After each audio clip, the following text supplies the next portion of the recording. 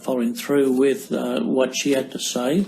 What other things could we do to support that?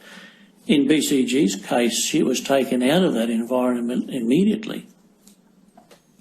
So the protection was extended to her because it appeared that I think it was still current or had been coming up to that time that we needed to deal with that. Let's take a So look at it was an immediate thing in her case, but it needed time then to follow through with the others. Let's take a look at your statement. At ringtail 0003, paragraph 5.6, that's at the foot of the page, numbered as 6. Is this my personal statement? Yes, your statement to this commission dated the 10th of July. It will come up Yep. on the screen in a moment. Could you give me that reference again, please? It'll come up on the screen for you, but it's on page 3 of your statement, and it's paragraph 5.6. You'll see you say there, the Judicial Committee did not feel it had clear proof of the allegations of child sexual abuse from either party. Now that's correct, isn't it? You did not feel you had clear proof. At that time, no. And that's wrong, because you did have ample proof, didn't you? Again, we hadn't dealt with that. We did not have clear proof because it's still on a one-to-one basis. Well, that's what you go on to say. You say it was one person's word against another. Do you see that in the statement? But that's not true. It was 3 people's word against another. It was the eldest daughter, it was the next daughter, BCG, who was 17 at that time, and it was the mother. Mm-hmm. So it's false what you've written here, isn't it? It wasn't one person's word against another. It's, again, in making that statement, that was my recollection. And then you say, however, the committee concluded it had a basis for disfellowshipping BCH for his conduct with the other woman and his lying. Do you see that? Yes. So you dealt with them together. You felt you didn't have sufficient proof on the child sexual abuse allegations, but you did on the other allegations, not so. Well, we had proof on one instance which we could act on, which we did. The adultery, yes. And notwithstanding the admission made by BCH and the evidence of the mother and the 2 elder daughters, you felt you didn't have sufficient to act on the child sexual abuse allegation? Not at that time, no. Well, let's take a look at your report to Bethel, back to the branch. It's at tab 3.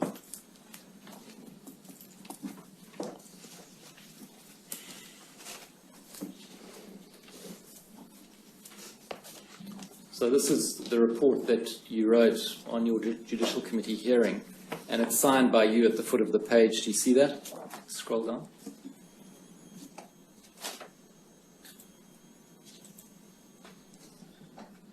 See that?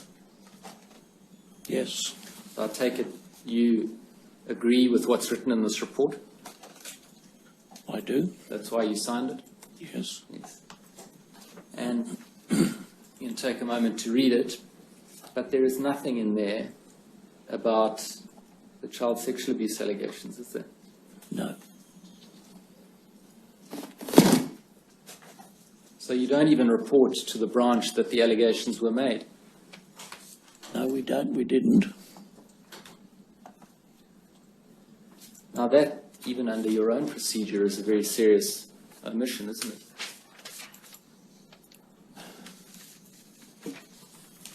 It would appear so, yes. Because very serious allegations have been made against someone, and even if they're not accepted by the Judicial Committee because it's one person's word against another, they're supposed to be reported in case other allegations are made in the future or other similar allegations have been made in the past. That's what's supposed to happen, isn't it? No, I think that the recent not the recent ones, the guidelines that we had at that time did not suggest that we report that to the branch.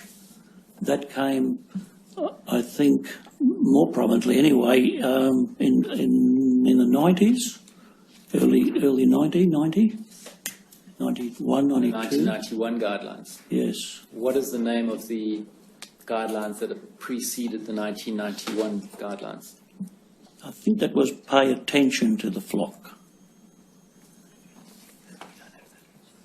I call for that, Your Honour, perhaps from my learned friend Mr. Totley's client. The preceding manual to elders, the one that preceded the 1991 book, which is at tab 80. Your Honour, I haven't got it with me personally, but if we've got it, we'll of course produce it. I'll have instructions taken straight away to ascertain its location and have it produced to the Commission. Thank you.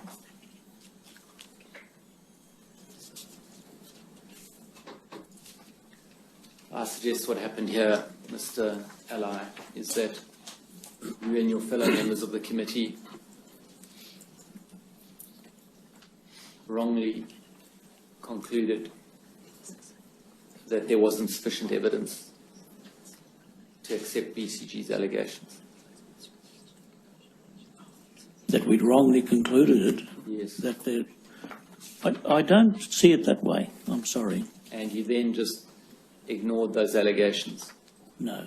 You No, didn't that's incorrect. You didn't even record it in your report to the branch. No, because we needed to report what we had, our findings were as to this person, but we did follow up, I think, within a reasonably very short time on the other allegations. Well, what then happened is there was an appeal by BCH. Yes. And the allegations were resurfaced in the appeal. Is that right? Yes. And in the appeal, BCH admitted the allegations. I believe so. That could have been the case. You were there, weren't you? I was there as a listener or a bystander. Yes. Yeah. So there was we were not directly involved. There was an appeal committee of elders Bennett, Wilson, and Maraziz. Joe Morazes? Yes. Yeah. Were they from another congregation? Yes. And the judicial committee of you and Mr. Bardich and Mr. DeRoy, you were also present during the appeal committee As hearing. witnesses, yes. Yes. And in that hearing, when confronted with the allegations, BCH then admitted that he had abused his daughter, BCG. I can't remember that. That may have happened. And in any event, the appeal committee then confirmed the disfellowshipping and added to the grounds you had found of loose conduct and lying, added the grounds of Bornier in the form of gross sexual acts against his teenage daughter 5 or 6 times during the latter part of the previous year. I believe so, yes.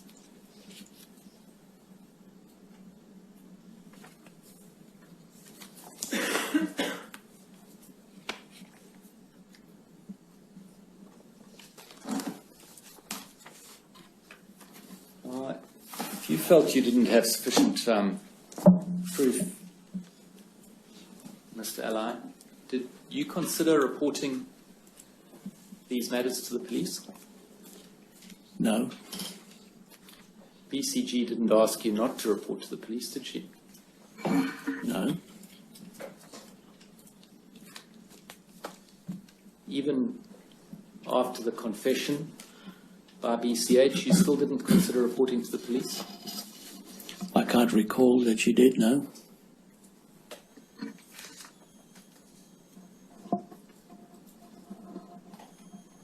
Well,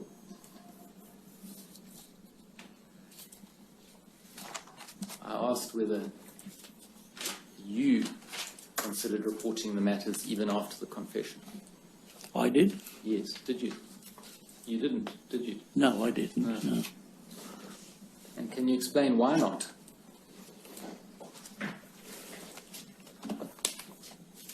Well, you mean after the appeals committee?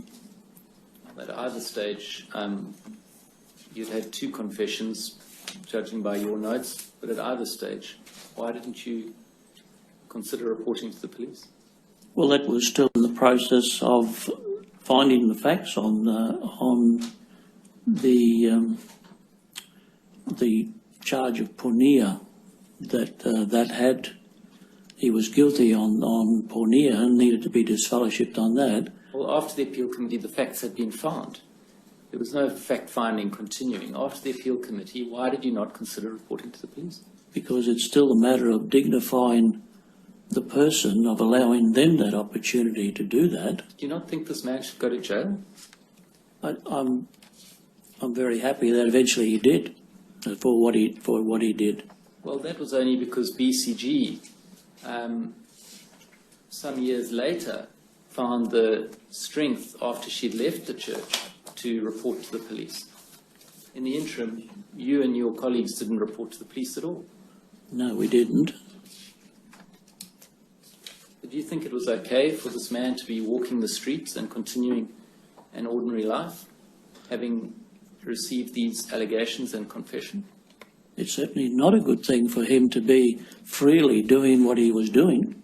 I agree. Wasn't it your duty to your fellow women, men and children to report a man like this to the authorities so that he can be properly charged and, if found guilty, put in jail? Well, the police tried to do that. Well, they only tried to do it years later when BCG reported to the police. All those intervening years, you had it within your power to report it to the police and set the train in motion. Not so.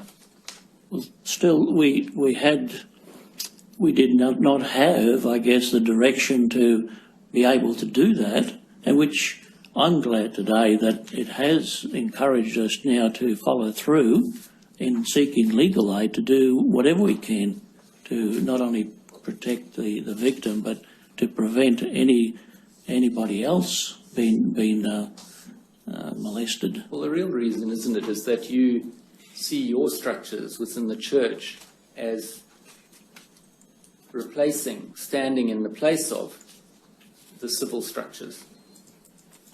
Only when it comes to spiritual matters, and if those morals have people or those within the church have crossed those the guidelines, is to take the steps to remove the person, protect then through either instructions or personal counselling to those that are involved with that family, and warning them of not allowing their children to stay overnight with this person, never to be alone with this person, never to work alone or go anywhere with that person. So many have been made aware of that.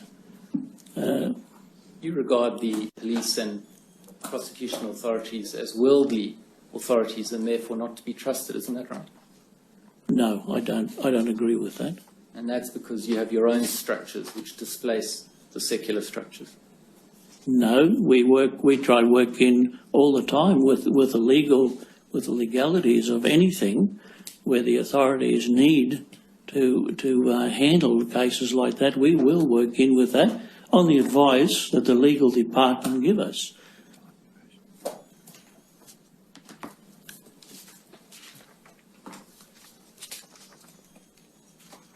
Further questions, John? Does anyone else have any questions? Yes. Yes, I will, Your Honour. I'm just having some difficulty reading some of this to formulate the questions. A little bit of time. What do you want me to do? If I could have 5 minutes before I've now been given a transcript of the handwritten notes. I'm just trying to. I think you should go second anyway. So, Ms. David, Yes, Yes, thank you, Your Honour.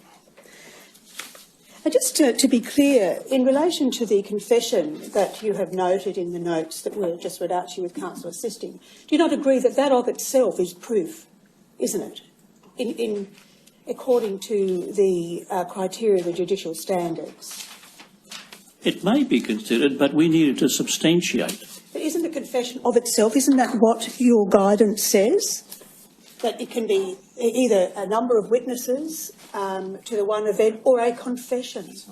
Of the same incident? Just a confession by the Of the wrongdoer? Yes. Yes. So a confession of itself is sufficient evidence, isn't it, to prove that It is, matter? yes. Quite But true. in this case, you just ignored it. No, Well, you weren't satisfied of it, were you? no, we needed, I think it's hard to define that, but except to say that the person may say things on the spur of the moment because they needed to get out of that situation. We needed to follow through to make sure eventually that this is the case, that this was true, that we could act on that. So you have a person that you considered to be brave in the form of BCG, Yes. and a person you said yesterday that you believed and had no reason. In fact, you said you believed her. And then you also have a confession, but you choose to disbelieve the confession. Is that the situation? Well, the confession I don't think was a confession in the sense of saying that he meant it. This is what I'm conveying that. I don't understand this. Someone says to you that they accept that they committed what amounts to a serious crime, correct? And you say they might do that, confess to a serious crime to avoid a situation. I do not understand. Can you help me to understand what you mean by that? A person may say things, whether to get around something or not, and then deny it later, or try and prove it. It was that manner. It was the manner, perhaps, that we needed to follow through to make absolutely sure that because if a person says that and then backs away from it later, we're left stranded, and then the victim is also left stranded. And we found that to be the case with what proceeded after that with the courts, where even they found it difficult to go through a number of times to get him to admit to that. And even then, they found that he wouldn't do that. So this is what we were faced with, I feel. I can't speak for the other members, but we needed to follow through to substantiate that thoroughly and make sure absolutely that it was absolutely true. That's the way I would comment on that reason. Is this your own thoughts, or is this how the Jehovah's Witnesses decide issues? Well, we need to find the evidence, Your Honour, on But are the these your person own may thoughts, say. or are these what the Jehovah's Witnesses generally, how they generally This conduct their inquiry? is our guidelines that we need to follow through and substantiate that, yes. So even when someone confesses to a serious crime, you don't accept that and make a finding based upon a confession? No, I think in certain circumstances we may have doubts as to the truthfulness of this person who was in a situation of lying already. We found him time and time again to either say things, deny things, and so on and so forth, and we had a battle to try and make something concrete in his case. And this is why you've seen that in the reports, that he continued. We put that charge of deliberately lying. And that's serious, and that in itself can disfellowship a person. Well, it may be serious, but sexual assault of a child is very serious, isn't it? It is. And here you had an account of what happened from a person who you've told this hearing you believed. You also had a confession from the person who was alleged to have committed the act. And you tell me that the rules of the Jehovah's Witness didn't allow you to make a finding based on that material. Is that right? No, that's not correct, Your Honour. We have someone that we believed what she said. We have another person who lies about what they said. He may say certain things, but we have no proof that we can believe this character because he has a reputation of lying. Why couldn't you believe what he said based upon the fact that you accepted the truth of what the woman had said? Why wasn't that enough? Because we still need at least two witnesses to a matter, but reliable witnesses, I suppose we would need to say, to actually substantiate those charges or to make a charge stick.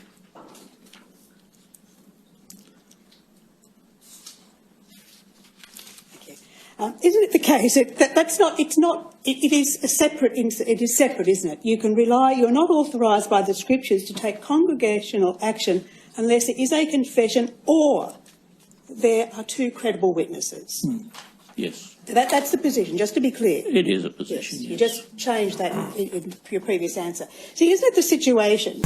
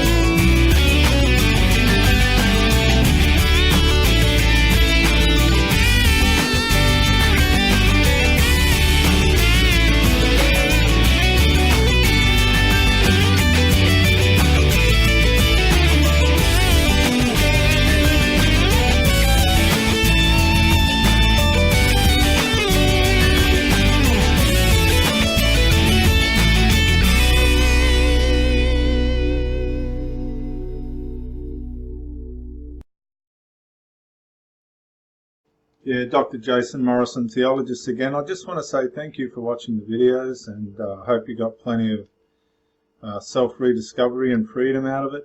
If you watched it on YouTube, please share or like, maybe even comment. If you watched it on Facebook, like, comment, share. But most of all, get out and live. This isn't a rehearsal. You've got a one-off life. Don't let your loyalty and your faithfulness blind you to the life that you should be experiencing. Till the next video, thank you for watching, and bye for now.